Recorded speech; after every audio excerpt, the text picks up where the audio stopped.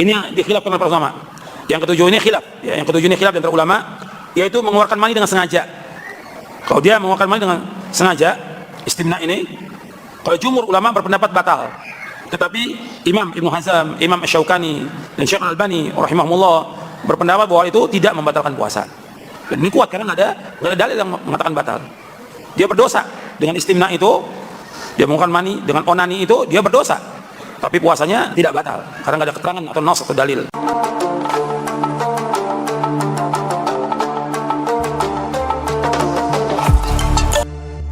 Nyata tidak, jika onani tidak dapat membatalkan puasa, sebagaimana yang dinyatakan oleh para ustadz salafi wahabi yang berfatwa bahwa onani tidak dapat membatalkan puasa.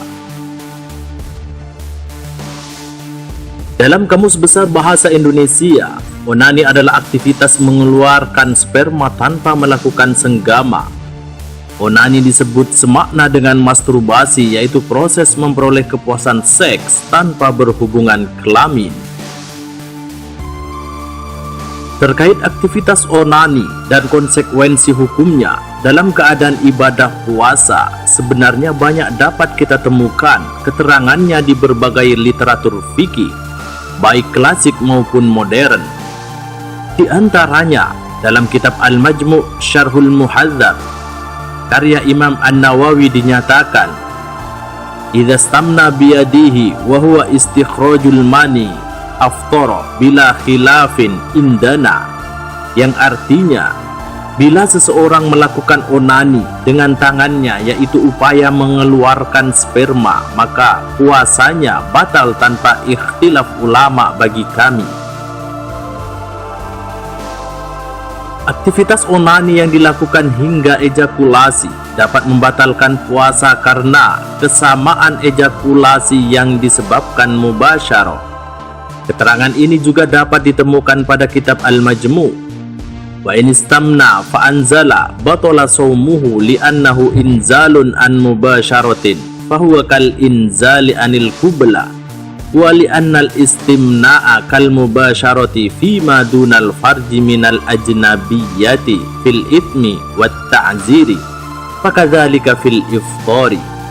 Artinya, jika seseorang beronani lalu keluar mani atau sperma atau ejakulasi, maka puasanya batal karena ejakulasi sebab kontak fisik atau mubasyarah laki-laki dan perempuan memiliki kedudukan yang sama dengan ejakulasi sebab ciuman. Onani memiliki konsekuensi yang sama dengan kontak fisik pada selain kemaluan antara laki-laki dan perempuan, yaitu soal dosa dan sanksi takzir. Demikian juga soal pembatalan puasa. Mazhab Syafi'i membedakan konsekuensi hukum atas inzal dari penyebabnya. Inzal atau ejakulasi yang disebabkan oleh sentuhan fisik dapat membatalkan puasa, sedangkan inzal yang terjadi hanya semata pikiran jorok atau memandang dengan syahwat tidak membatalkan puasa. Hal ini sebagaimana keterangan dalam kitab Raudhatut Talibin wa Umdatul Muftin. Al-mani idza kharaja bil istimna'i aftara wa in kharaja bi mujarradi fikrin wa nadharin bi syahwatin lam yaftur wa in kharaja bi mubasyaratin fi ma dunal farji aw lamsin aw qublatin aftara. Hadza huwal madhhab wa bihi qala al-jumhur. Yang artinya, sperma jika keluar atau ejakulasi sebab onani, maka puasa seseorang batal. Tetapi jika mani keluar dengan semata-mata pikiran dan memandang dengan syahwat, maka puasanya tidak batal. Sedangkan ejakulasi sebab kontak fisik pada selain kemaluan, sentuhan atau ciuman, maka puasanya batal. Ini pandangan mazhab Syafi'i, demikian juga pandangan mayoritas ulama. Pembatalan puasa yang diakibatkan oleh selain jima tidak dikenakan kafaroh.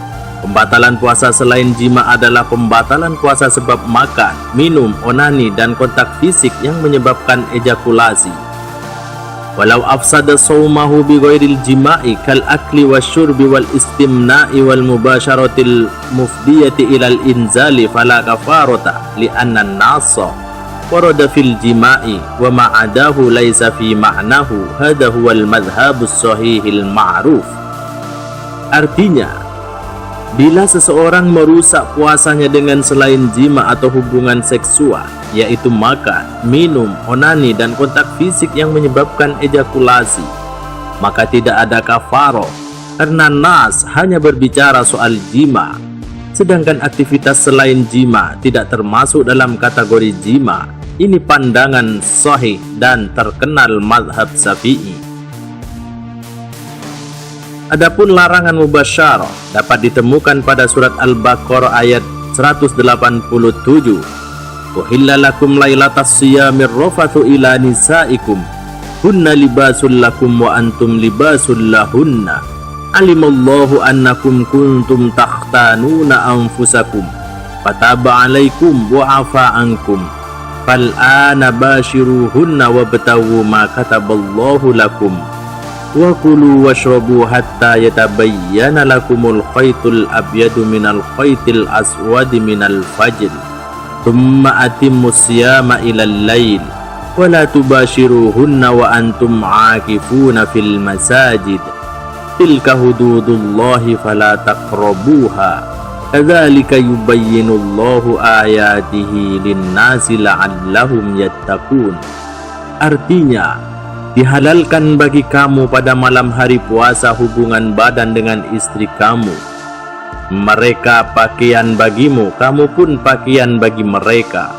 Allah mengetahui bahwa kamu mengkhianati nafsumu, lalu Allah mengampuni dan memaafkanmu kesalahanmu. Oleh karena itu, sekarang lakukan hubungan itu dengan mereka dan carilah karunia yang telah ditetapkan Allah untukmu. Makan dan minumlah hingga terang bagimu benang putih dari benang hitam karena fajar. Lalu sempurnakan puasa itu sampai awal malam. Tetapi jangan kamu berhubungan dengan mereka itu saat kamu beriktikaf di dalam masjid. Itulah batas ketentuan Allah. Maka janganlah kamu mendekatinya. Demikianlah Allah menerangkan ayat-ayatnya kepada manusia agar mereka bertakwa. Wallahu a'lam bissawab.